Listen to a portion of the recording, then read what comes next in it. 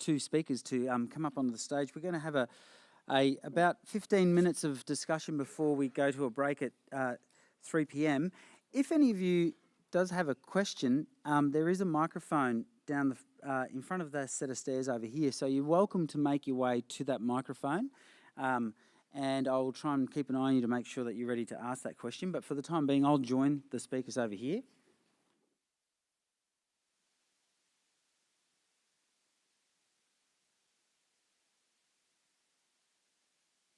Microphone number 1. Microphone number 2. Bill, can I start with you? What you just showed us there looks so incredibly easy to use, having an Excel spreadsheet and just drag and dropping it across. Can we expect that our government leaders are going to engage with this sort of stuff and make decisions based on this? How do you feel about that? Because you're making the technology sing in a way that is unbelievably fantastic. So what's going to happen with our government leaders? Are they going to take this up? We are getting a lot of interest in a lot of different government agencies. We sort of get contacted by quite a few different government agencies at all levels, every week. And as we're getting more and more data, I didn't say, but Drew said this morning, we've got over 2,000 data sets on there now. We'll have a lot more fairly soon. And when people hear about the national map, they are offering their data services, because there's a lot of agencies out there that have data services that aren't there yet.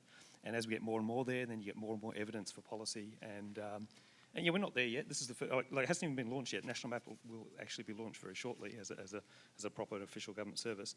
But we expect that we're in this loop, right? The more data available, the more sensible decision making can be made. The more the more that you're using it, the more data people provide their data. So you get into that loop, and we're sort of just at the start of that. So we've got really high expectations for where we'll be in a couple of months from now. Fantastic. So leading on from that, John, as someone who sees this from you've got such an interesting perspective as an engineer who's seen all of that change over the years. Are you confident that this can all become very operational for all citizens, plus the scientists who use it? Can we make this technology? Clearly, we can make the technology, but can we make people make it accessible to the right people so that they can engage with it? We understand it. A lot of the people in the room understand the technical side. Are you comfortable with how that's working, and is it coming out of the universities the way you want it to be heading? Thank you. Well, is it on? Take mine. Thank you. Let me just give two anecdotes to try to answer that. One is that when Marconi demonstrated that radio was possible, this was whenever it was, in the 1910 sort of time frame, somebody who ended up being very important in society, and I don't know who that person was, said that they thought radio would never be popular because there's only one time in the week when lots of people gathered to listen to one other person speak, and that was at church on Sunday during sermon, and so radio would not take off. So there was a failure of imagination. And what I'm saying is I think we need to imagine these futures because I think people will rise to them. Let me just, this other second little anecdote. There's a bloke called Bob Lucky who used to write one-page articles in a magazine called IEEE Spectrum. And in 1995, he wrote this one-page article about the internet.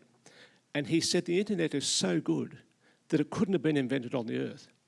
And he posited that it was a group of aliens on another planet that invented the internet. And he said there were two groups of aliens, and they said, let's try it out on the Earth. And one group said, no, they'll only muck it up, don't give it to them. But the proponents won out, and they gave it to the Earthlings to try out, and came back several years later. And they were blown away by creativity. And the point was, if you give something new to 10 people or 100 people, something might happen. But if you give it to 100 million people, good things are bound to happen. And so I think the thing is to imagine that things are going to work because people's ingenuity will make them work.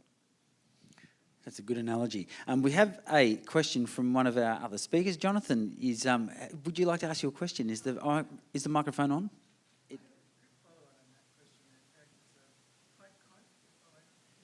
The little button is right down at the bottom, and hopefully you can see it's very small and hard to see. Yeah, it's on now. So it's a good follow-on to the comment you just made. It's Margaret Mead's comment that she said that all social change of any consequence has always, I mean, I'm paraphrasing something to what she said, but it was that all social change happens by just a few citizens that are committed and that are passionate about what they're doing, and that everybody else doesn't really matter. right? I mean, because it's really only these few citizens that have made all the social change, and that's always how it's been. It's never been that it's this sort of collective reality. And yet, all of you are suggesting in various ways that by opening up the internet, or opening up rather the spatial data, these enormous data sets, to the general population, we're all going to benefit all the more. And I'm sorry, just in a devil's advocacy way, trying to suggest otherwise. Perhaps this isn't going to be the case. Perhaps we would be better off not opening the data up to everybody, but that rather we would bring focus groups together and really mobilize certain people in the sort of Margaret Mead sort of fashion. And I'd like to hear your comments about that. Let me make one quick comment and then I'll hand it over to Stuart. Isn't it all about leaders and followers? Isn't it all about 2 or 3 key people who have a great idea and others who suddenly get that idea and work with it? So you need trailblazers, then you need fast followers. And that's where the group decision comes in. Yeah, sort of a follow-on is that genius generates new ideas and labor alone finishes them? Is that sort of what you're... I'm sorry? Genius generates new ideas, but labor alone finishes them.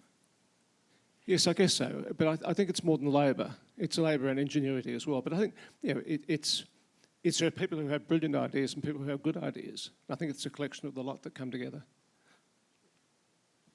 Just to add to that, I do think with a lot of the community groups that I showed at the end there, because there's more data out there and the ability to share it, your ability to attract more people into that space is greatly enhanced because they can see what's happening. A lot of those with the reef monitoring work, the seagrass work, the mangrove work, even local catchment work, people see what's going on and they'll get engaged with it.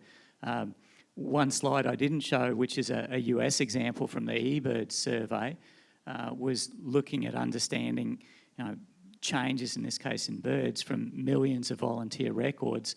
They made that a competitive process and they got a lot of data in there, and you can now visualise these migrations from year to year of what's happening. Okay, from a business point of view, big deal. From a point of view of understanding natural ecosystems, that's really important. But I think it's your ability to reach out to a lot more people with these data and get them engaging with it is now a lot more present. So you're more likely to get those people who are going to push things forward. Can I, thank you, Jonathan. Stuart, can I just ask you about those communities? Because what happens, you've interacted with these people and seen their reaction to this kind of data and seen, I assume that they're always rapt to see what's going on, but can you just give us a bit of a rundown of what happens when these communities interact with this stuff?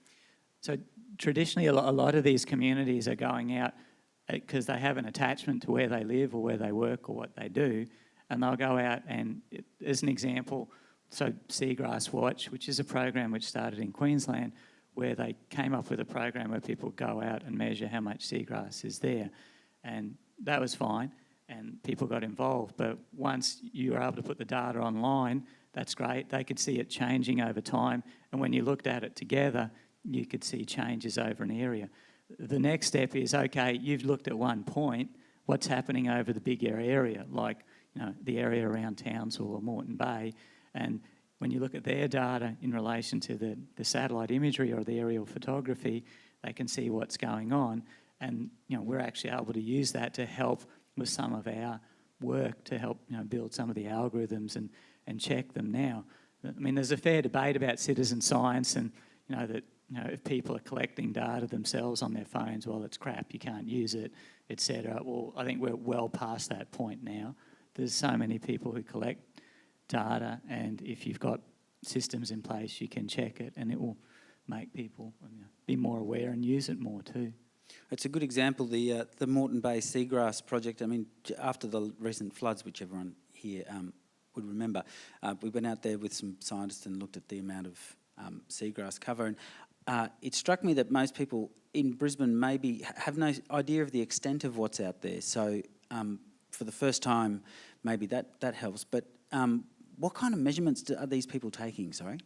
The measurements in the field are quite simple for the seagrass ones. It's just basically putting a square down and measuring how much seagrass is there. But there's enough phone-based apps for people collecting pictures now where you can do picture recognition of certain features. There's a whole slew of different examples. I mean, and I think the ability to collect that and share it, and then having tools like the national map in place where people can put more data up and see it and use it's helpful. And I think we saw some of the presentations this morning with disaster response, the power of getting people just collecting information and putting it all together. So, Bill, when you hear these kinds of stories of real people interacting with technology that you are really closely involved with making, first of all, how does that make you feel? I imagine it feels terrific, but I'd love to hear what it actually feels like. And also, does it inform you to what you're going to do next and how to design? I mean, I can't imagine it being any easier than what you just showed us with a spreadsheet to drag and drop onto a map. But yeah, what happens for you with these sorts of focus groups and community groups?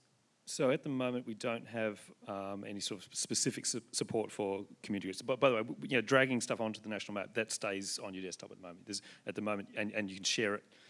The sharing functionality is for sharing URLs to point to things.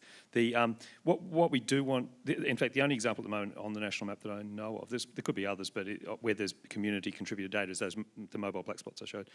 With mobile black spots, that was a community program, but where the output of the way that was done, the output was just a file that goes straight into the national map. So we've sort of designed the architecture so that it's compatible with citizen contributed work, but we haven't done anything specific on that area. We do hope to eventually.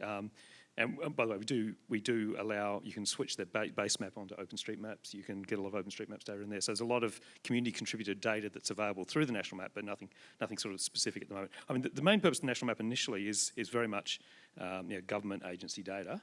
But where those government agencies have crowdsourced the data, then they're up there. Well, to finish off, I might come back to John. There's this. We're at an amazing time in history, aren't we? Considering we've got all these gigantic problems that seem intractable, and we're on this collision course with disaster, and yet at the very same time, this technology is going berserk and giving us all these new tools that hopefully we're in a race against time to get this. Technology built. How do you feel about that race against time? Do you think we're going to get all of this stuff singing and working like a dream in time to get our governments to wake up and to some of the really big problems that we have? That's a really tough question. but I think it's made even tougher by the fact that the legislative frameworks won't keep up. And we heard something about that this morning, of course. And I think I'm not so worried that we'll catch up technically. I think that will work okay. But I think the legal and governance frameworks are the bigger problems.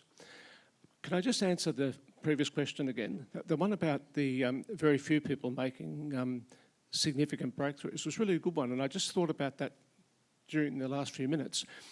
And I wonder whether, when we talk about something like the internet giving access to hundreds of millions of people, the more people you can affect with the technology, the more likely it is you'll pick up some of those key decision makers. If you send a technology out to 10 people, there might be a good person among the 10. If you send it out to 10 million, there's bound to be good people. A small section, perhaps, a small number, but you might just capture those highly innovative minds in a bigger group. And that might be why Lucky wrote his article that way. Well, there's a lot for us to think about there, but it has come to 3 o'clock. So, ladies and gentlemen, it's time for another break. But before we go, would you please put your hands together and thank once again Bill, John and Stuart. Enjoy your afternoon tea. Thank you, gentlemen, and we'll see you in the foyer.